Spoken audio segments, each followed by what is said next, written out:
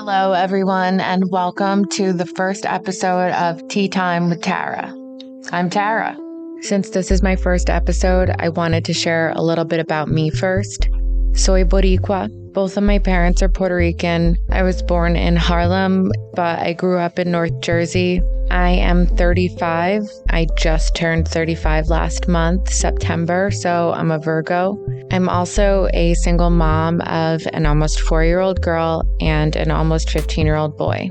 I became a mom right after I turned 20. So I was 19 my entire pregnancy, and I have been a mom for my entire adult life. I lived in Orange County, New York, with my son for most of his life, right up until 2019. During that time, I met my daughter's father, and we got together in 2014. We were married in 2017, and then we separated in March of 2020.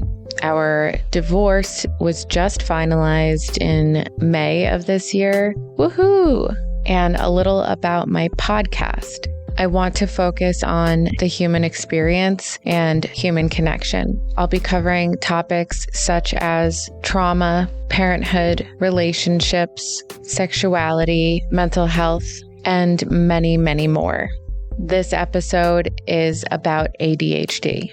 Since October is ADHD Awareness Month, I'm recording this in October and thought it would be a good time for me to talk about my recent diagnosis, as well as how it impacts my life.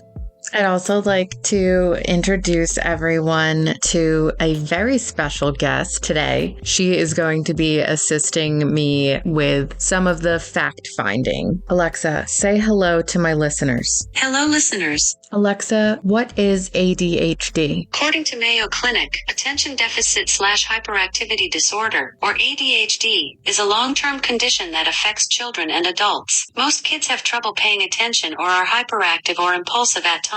If a child has ADHD, the symptoms start early in life and create ongoing, significant problems at home and at school. Kids with ADHD may struggle with self-esteem, relationships, and school performance. Treatment includes medication, skills training, and talk therapy. Early diagnosis and treatment can make a big difference in outcome. Thank you so much, Alexa. You're welcome, and thanks for the continued thanks. You just made this AI's day. I'm glad I could do that for you. Okay, so that was a pretty good overview of what some of the symptoms are. I was just diagnosed a few months ago, right before my 35th birthday. I would say it's probably been about 6 months or so. I think a huge reason why it took so long for me to be diagnosed was because of the fact that I also suffer from anxiety. I have spent basically my entire adult life just trying to overcome my anxiety and PTSD symptoms. I feel like it took me probably, it was probably over a decade in order for me to find the right medication to treat my anxiety. I would start one, it would feel awful, and I would get off of it, start another one, try again. And I did that a few times. I feel like it was probably 3 or 4 cycles of that, with a few years in between, until I felt like I was going to lose my fucking mind because of how bad my anxiety had gotten. It felt like there was a hand squeezing my throat and there was pressure on my chest. This was something that I experienced all day, every day. It wasn't something that ever went away. And that's why I was so desperate finally to get the treatment and to find something that really worked. I had already been in therapy on and off again since I was probably about, maybe 11 or 12. But therapy alone isn't enough for something like this, especially when you don't have the right therapist. I think that having the right therapist is a lot like finding a good partner in a relationship. You're going to have to shop around. If it doesn't feel good, it's not going to work. If you guys don't click, you're not going to get what you need out of the therapy. Same goes with your psychiatrist, to be honest. But try to remember that sometimes it could take a few tries to find the right therapist, and there's nothing wrong with that. And you don't need to feel guilty about ending your relationship with your therapist, because just like in dating, you don't owe anybody shit. One of the things that I recently learned about was that anxiety is actually a comorbidity of ADHD. Alexa, what's a comorbidity? The noun, comorbidity, can have a few meanings. 1. The presence of one or more disorders, or diseases, in addition to a primary disease or disorder. 2. A disease thus coexisting. 3. The effect of such additional disorders or diseases. I had no idea. I mean, I was kind of blindsided by it, to be honest. I was so focused on getting my son his own diagnosis, feeling like a complete train wreck because of how severe my anxiety was. And it didn't even occur to me that it was a possibility for me to have ADHD. Once I got my diagnosis, I decided to speak with my psychiatrist about trying medication. And one of the things that I felt like was pretty important to me at first was not jumping straight to taking stimulant medications. I think a part of me was afraid that getting on a stimulant medication would make my anxiety worse and kind of counteract the medication that I'm taking to treat my anxiety. I didn't want to end up taking a step backwards. But I think that another part of it was also that there is such a stigma associated with taking stimulant medications because so many people abuse them. People who don't need them take them. I spent a few months trying different medications. The first one that I tried was Strattera, which is the brand name for atomoxetine. That felt awful. I had the worst dry mouth. I felt like I was going to pass out every time I stood up. I feel like there were a lot of other symptoms that impacted me every day, but those were the two major ones. I felt like no matter how much water I drank or if I chewed gum or whatever, that dry mouth feeling was absolutely miserable. And having to remember to slowly stand, it just felt fucking ridiculous.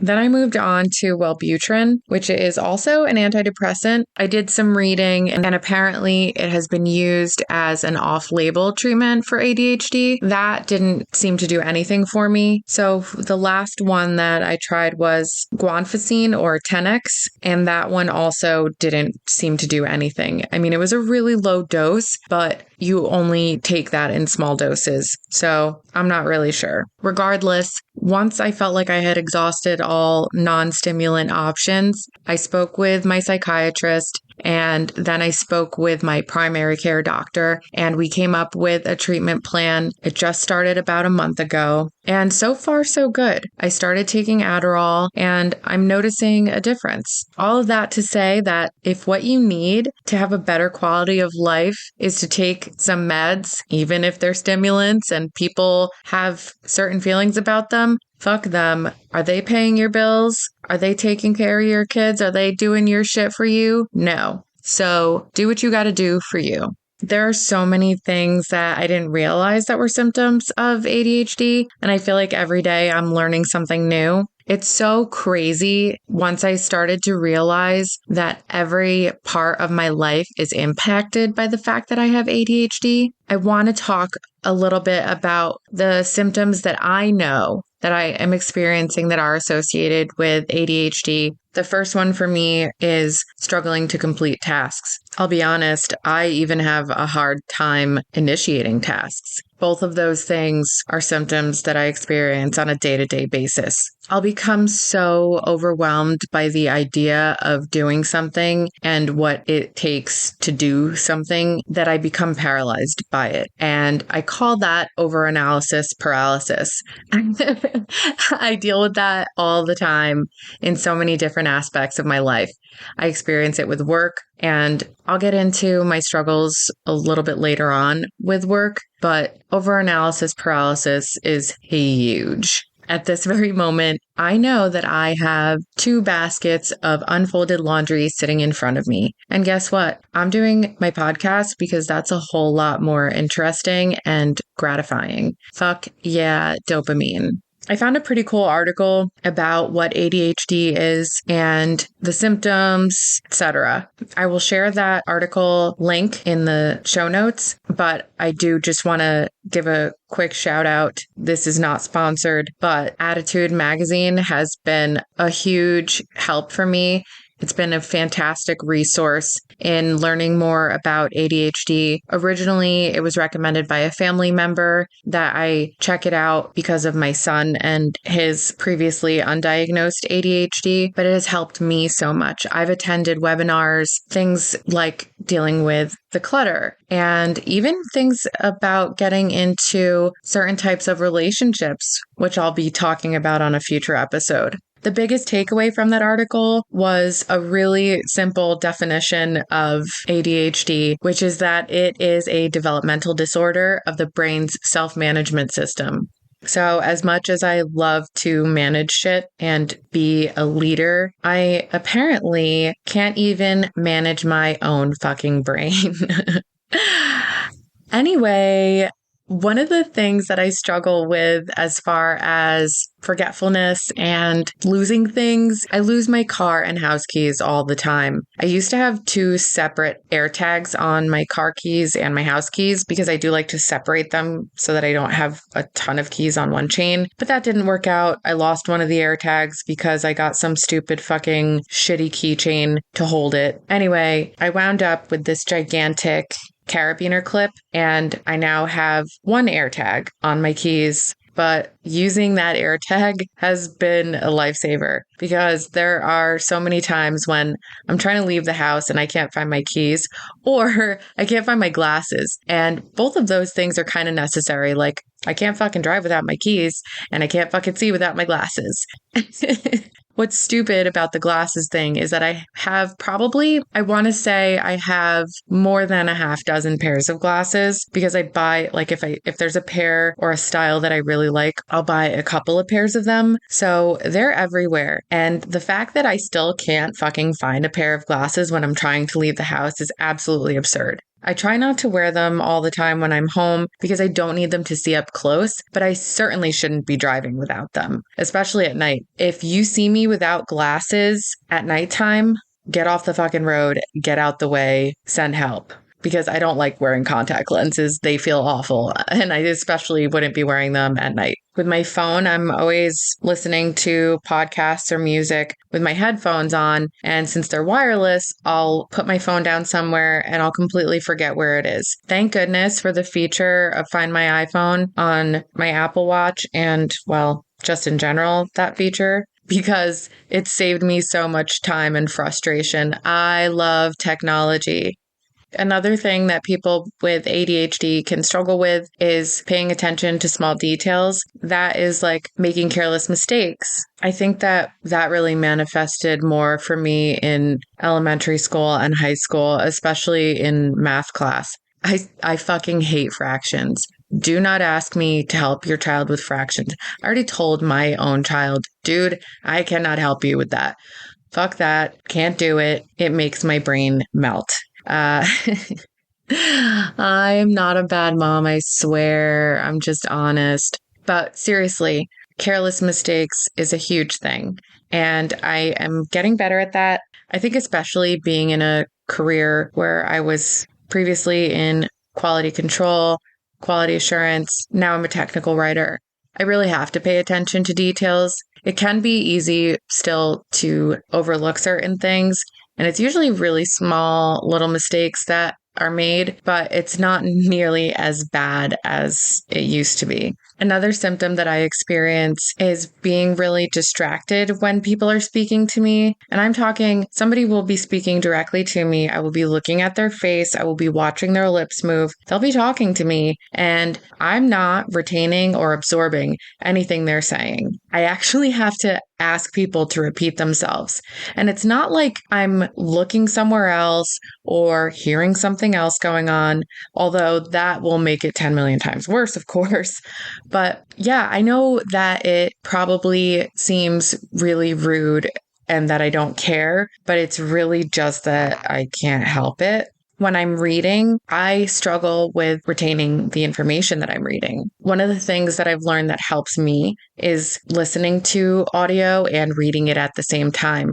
So whether it's textbooks in school, which thank goodness most of the textbooks at my school have the audio option. I know that there are also apps that I can use and things like that. But even on TV, I am one of those annoying people that has to have captions on.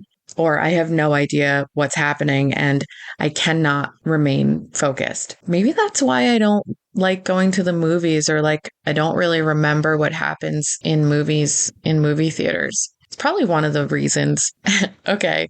Well, struggling to manage clutter is another huge issue. As I was just talking about, I have two big full baskets of laundry sitting right in front of me, waiting to be folded. And I hate folding laundry. It's my least favorite chore. I want to pay somebody else to do it. Does anybody want to? Never mind, can't afford it.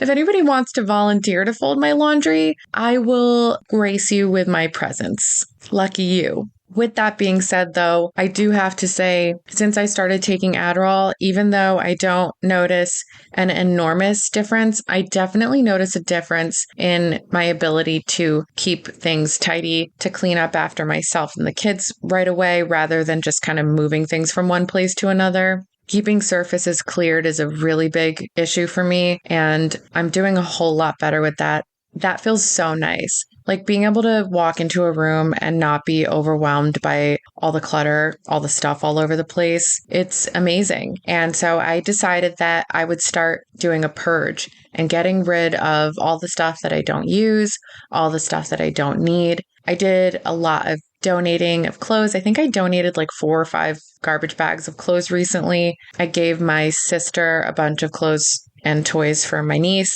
Or was it books? Yeah, I don't know if I gave her the toys. Ugh, whatever. Anyway, it's really hard to manage the clutter. It's really hard for me to get rid of things. And now that I'm on the right medication, I've definitely taken a step in the right direction. I definitely struggle to manage my time properly. And that means I struggle with estimating how long it's going to take to perform a task. I think part of that is because of the fact that I get distracted. I have trouble sustaining focus. So I might be able to give you the amount of time that it would take in an ideal situation, but 9 out of 10 times that's not accurate. That means I'm also late all the time, which I fucking hate. And it's so embarrassing. That's the one thing that I still really beat myself up over, I feel like, because I have not figured out how to not be late. It's either I leave the house 15 to 20 minutes after I'm supposed to, or I get ready, I sit down, and I don't do anything else until it's time for me to do whatever it is that I'm supposed to be doing. There are times when I feel like I lose time. I've recently read about time blindness, and I think that that's definitely something that I experience because I have almost no concept of time. I will feel like, for example, I'll do my nails. I end up spending hours and I feel like I haven't done anything else. And I'm like, where the fuck did all that time go? I was just doing my nails. And it's because I get so hyper focused on that one task and I get weirdly perfectionist about it that it takes me 10 million years and I've lost a bunch of productive time that I could have been doing something else. It makes me crazy. In addition to issues with managing my time properly, being forgetful is a huge issue. Historically, I have struggled with keeping appointments. So now that I constantly have my phone on me, again, yay, technology, anytime that I find out that I have an obligation, I put it right in my calendar. Anytime that I make an appointment, I put it right in my calendar. And I'm talking while I'm still standing at the receptionist's desk, I am entering that shit into my calendar with a reminder. Because if it doesn't go in my calendar, chances are I'm going to forget. As a matter of fact, just the act of putting it in my calendar is kind of like writing it down and it helps me to remember it. I have now become the go-to person for remembering when something is. Part of it's because I'm just a planner and being a planner is definitely a trauma thing. So I'm not going to get into that, but I'm like, okay, what day, what time, where? And if I don't have all that information, I will at least put it in my calendar and then go back to it later. Because once that event is in my calendar, I'm going to see it there and I'm going to remember that I have to ask for the details. I'll even put plans with my friends in there. And it's specifically because life is crazy. I have way too many things to keep track of. And if it doesn't go in my calendar, I'm probably not doing it. Sorry. Speaking of sorry, Another thing that I do that I'm sure makes me seem like a really shitty friend, it is related to forgetfulness. And that is forgetting to respond to text messages. Once I open it, if I don't immediately respond to it, I'm going to forget. I really do my best to not open text messages until I can actually read them and respond to them. But I'm weird and don't like having unread notifications. I don't know. It's seeing that little red dot there with the number totally freaks me out. I can't handle it. I have to clear it. The same goes for work emails, but with work emails, it's a little easier because I can just mark it as unread. And those things, I mean, I'm constantly getting emails all day long. So having unread notifications in my inbox is an indicator to me that I need to look at something. I've also started to strategize and make to-do lists, and not like a typical to-do list where it's like, okay, you're going to go do this, then you're going to go do that. No, it's you're going to do this, and these are all of the steps involved in doing that, including the first thing, which is getting it started. Being able to do that at work has been fantastic as long as I can keep up with it. Because if I get really overwhelmed or priorities change and my to-do list changes and I don't feel like I have the time to react to it, I can kind of spiral and I completely fall off, stop making those lists, and my shit just gets all fucked up and I end up falling behind, not knowing what the hell I'm doing, struggling more with overanalysis paralysis. It's exhausting and it's frustrating, and it's one of the many ways that I feel like I'm constantly failing. I know that my brain works differently, and knowing that helps me to strategize rather than beat myself up. But at the end of the day, when I'm really struggling with something and I feel like, ugh, why can't you just get this right? Why can't you just do this one thing? It seems like such a simple thing. Just do it. That's when the self-loathing type of feelings start to set in. That's when I feel like I'm never going to be good at anything. I am always going to be looked at like a lazy, disorganized, hot mess express. And I don't want to be that because I have a really great work ethic. I really care about my work. I have a lot of integrity in what I'm doing, no matter what it is that I'm doing. And for anybody to have the perception that I don't have integrity and that I don't care because of things that I'm struggling with that they don't know about is so humiliating and frustrating.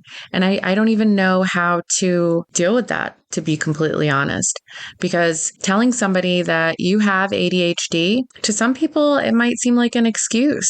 Some people don't really understand what it is. They don't understand that it's a neurological disorder.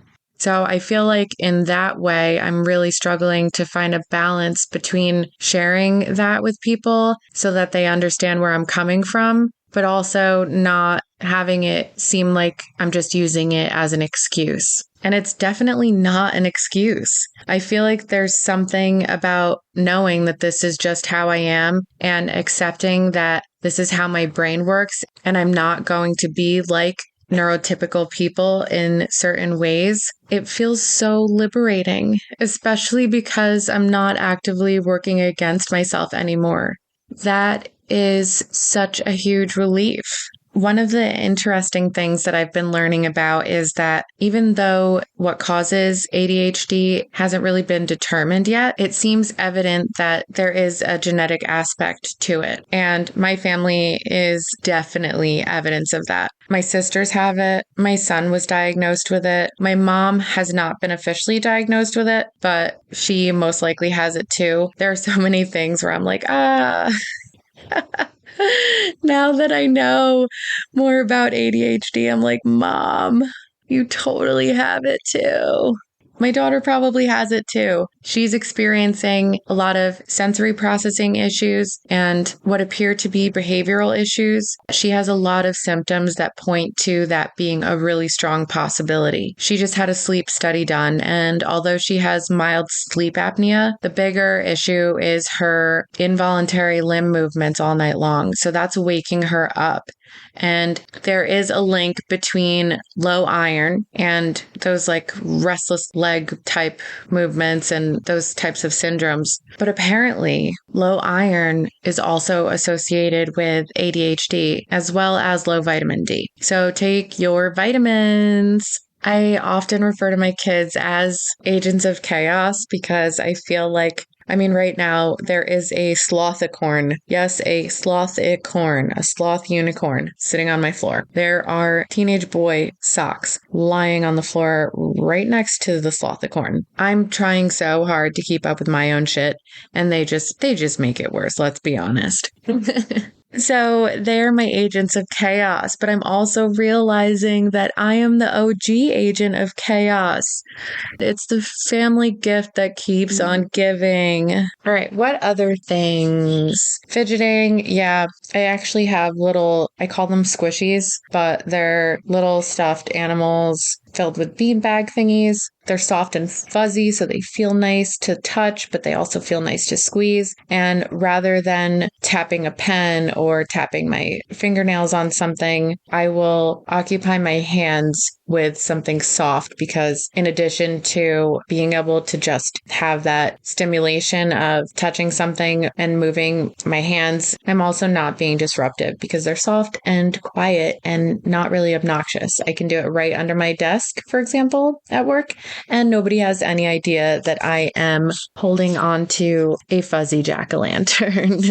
I also can't sit still. I really struggle to keep going back to going to the movies. That's a thing that I had no idea that there were all of these reasons that I don't like going to the movies are related to my ADHD symptoms. I don't like sitting still. I don't like how restricted I am in these strange seats in a very dark room. I have to move my legs a lot. I often like to sit with my legs up or my legs crossed and not ladylike crossed. No, I sit like a toddler, crisscross applesauce, even in the fucking bar on the bar stools. If that shit's big enough for me to sit crisscross applesauce, that's what I'm gonna do. Otherwise, I'm gonna stand or I'm gonna find a bench and then I'm gonna sit the way I want. I am a child. I am just an adult child. What else? Interrupting conversations. Speaking of children, because children are really good at that. But apparently, so are people with ADHD. When someone is talking, I will interrupt them. You can expect if we're having a conversation, or even if you're having a conversation that I'm standing by, I'm going to interject because I'm not trying to be rude. I am not trying to be rude at all. Please don't ever think I'm trying to be rude. What's really happening is that I have a thought. I have an idea. I have words. And if I don't get those words out of my mouth, they're going to disappear. And then I'm going to be really frustrated because I had words and then I lost them. And that happens all the time. I think another thing that I experience is I'll be in the middle of doing something. I'll be in the middle of saying something and I'll forget what the fuck I was doing. It's so embarrassing sometimes because I'll be talking to myself and I'll be like, okay, what was I doing? And I have to backtrack. I've gotten really good at backtracking, and it's not so much about looking around and trying to figure out what it was that I was going to do, but going back to the last thought that I had, because that last thought that I had is going to be what sent me to do this other thing, most likely. I don't know if that's an impulse thing or what that is, but on the topic of impulsive, I don't really have too many impulsive behaviors. I think that the biggest thing for me is impulsive spending. Unfortunately, that's something that I have really struggled with. And that's really frustrating because I'm like, I need this. I have an idea. And especially with shit like Amazon now, where you can order something and it appears at your doorstep sometimes like the next day. That shit's so convenient. But the reality of it is, just because I want something or just because something would be convenient to have does not mean that I fucking need it. And so I have to be like, yo, bitch, chill the fuck out. Get that out of your shopping cart. Save it for later, at least, you dumbass. Don't spend your money. You don't have money to spend. And sometimes that rational voice of mine still loses. Ugh, yeah, I hate it. I really hate it. Well, this is funny. The next thing that I have in my notes on my list is social awkwardness. And here I am. Here I am overthinking how I'm going to transition from impulsive spending to social awkwardness. There it is. There's a segue. I don't fucking know how to do those kinds of things. I feel really weird around people. I feel like I'm constantly in my head. I feel like I'm always saying the wrong things, or I just am judgmental of myself and am so worried about saying the wrong thing or doing the wrong thing. But on the flip side of that, I'm a complete asshole. I thought that it would be a good idea to approach this dude who seemed like somebody that I would probably get along with and tell him, hey, you look like a douchebag. Yeah, yeah, I did that. I am the worst. Ugh, God, that didn't go so well, but we turned it around and I think that we're cool now. I hope.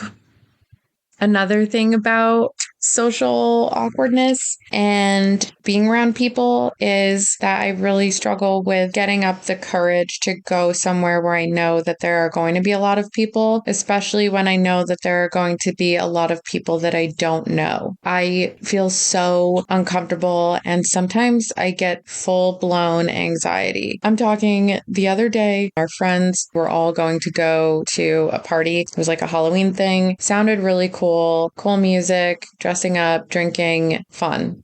But when I started to think about the act of going and being in this event that I knew nothing about, that I knew that I was going to be around a bunch of strangers. I didn't know how many people were going to be there. I had very little information. I started to have a complete panic attack and it got so bad, it physically felt like my heart was pounding out of my chest. So in order to pull myself out of that, well, I was also really tired because I think I stayed up way too late the night before and I don't know what sleeping in is. But I said, dude, you cannot make any fucking decisions right now. You need to go the fuck to sleep, clear your head, and figure this shit out in a little bit. So I put some chill music on. I put on Halsey, love them. And then I took a nap. It was like a 45-minute nap. I woke up, felt kind of disoriented, but felt generally good. And then I was like, all right, thankfully we didn't go. I had a really nice night anyway, but that whole bullshit leading up to it is a really common occurrence for me. It's part of the reason why I overly plan things because I feel the need to be in control. I don't like when there are unpredictable or unknown factors.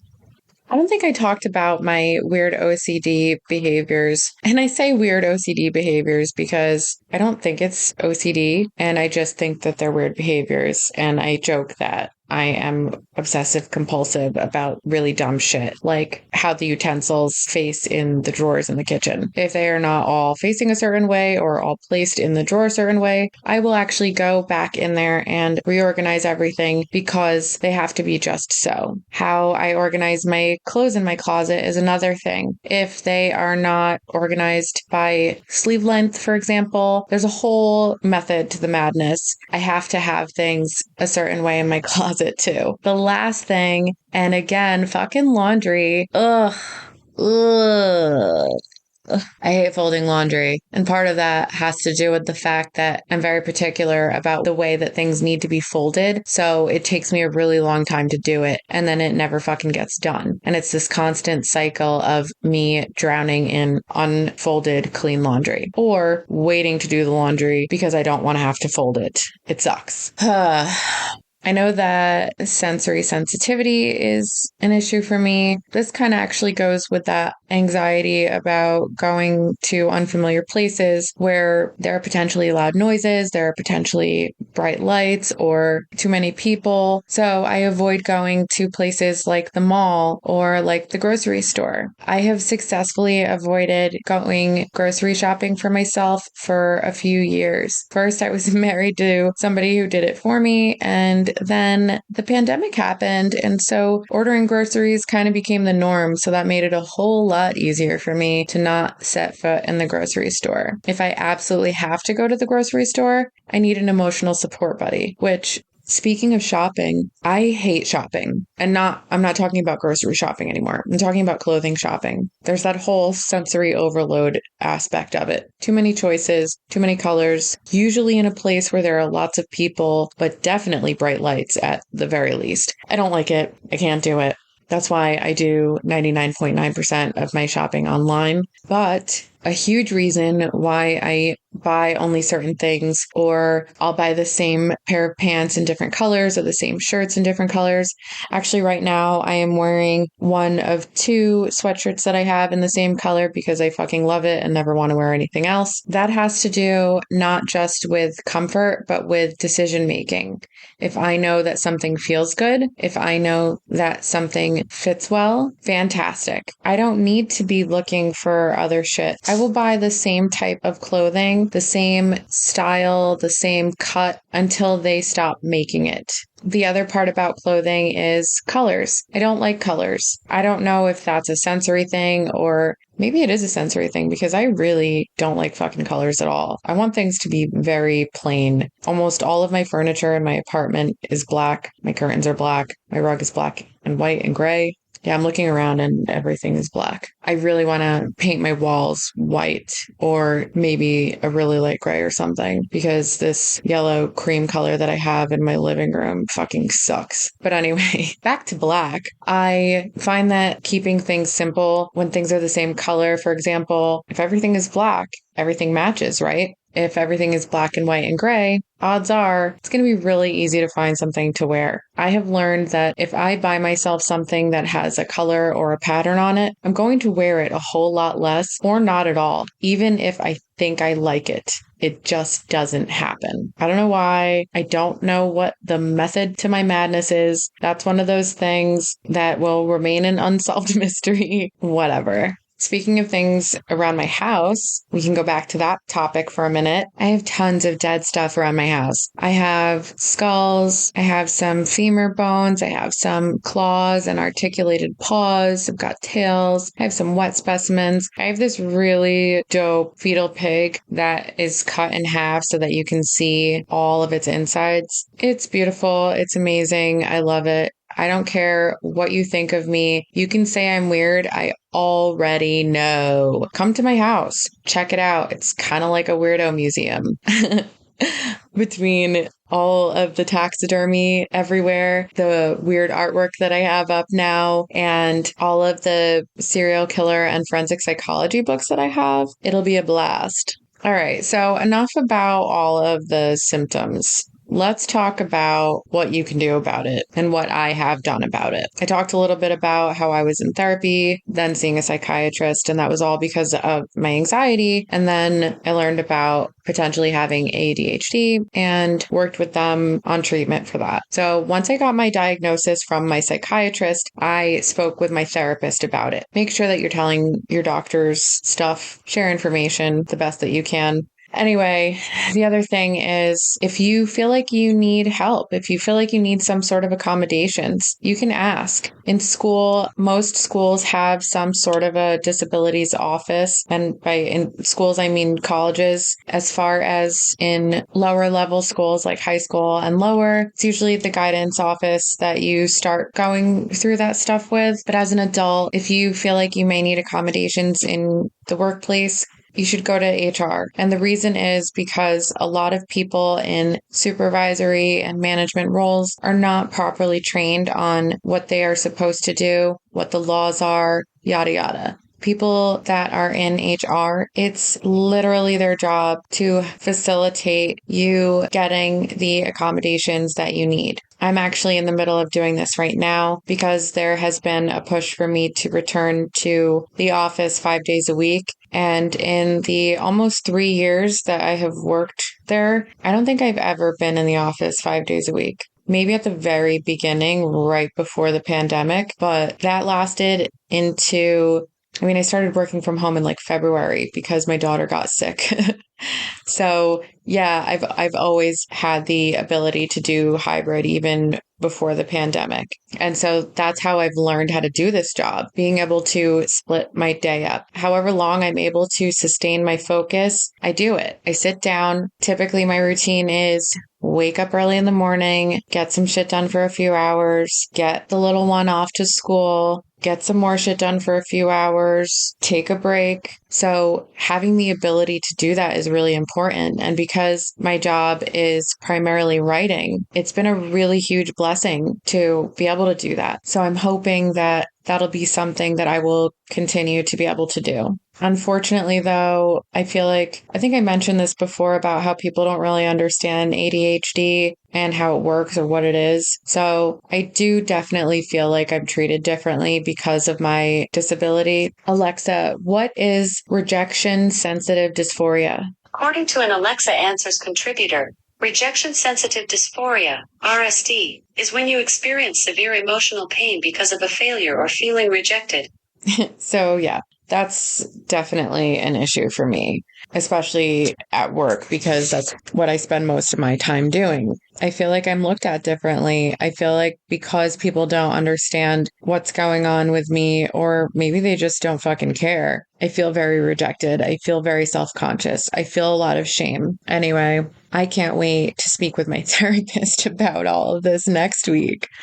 I do want to mention that cognitive behavioral therapy can be really helpful in finding techniques to manage the symptoms of ADHD. My therapist is fantastic. She is always giving me really great little tidbits and like homework assignments. I really appreciate that I have such a great therapist, that I have someone who is so knowledgeable about ADHD, and she's somebody that I chose before that diagnosis. So I've really lucked out. Before I end this episode, I want to thank my mom, my dad, and my sisters for all of the support that you guys have given me, or just the small words of encouragement, or the conversations that we've had about ADHD, about mental health, about my podcast. It means a whole lot to me.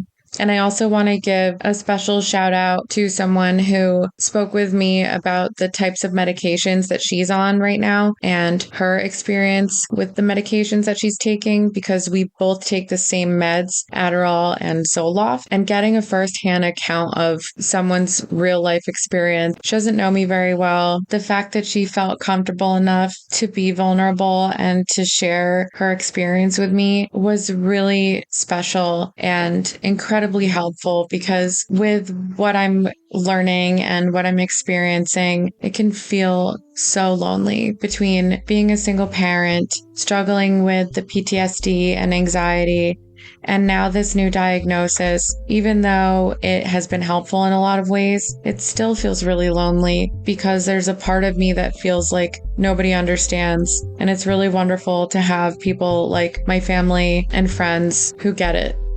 Thank you, everyone. Alexa, thank you so much for all your help this evening. Sorry, I'm not sure about that. Alexa, I said thank you. You are so very welcome. Do you want to come back on my show? Sorry, I'm not sure. I'll ask you again another time. Sorry, I'm not sure about that. Just say goodnight. Good night. Hope you had a great day. Goodbye. Thanks for checking out Tea Time with Tara. Stay tuned.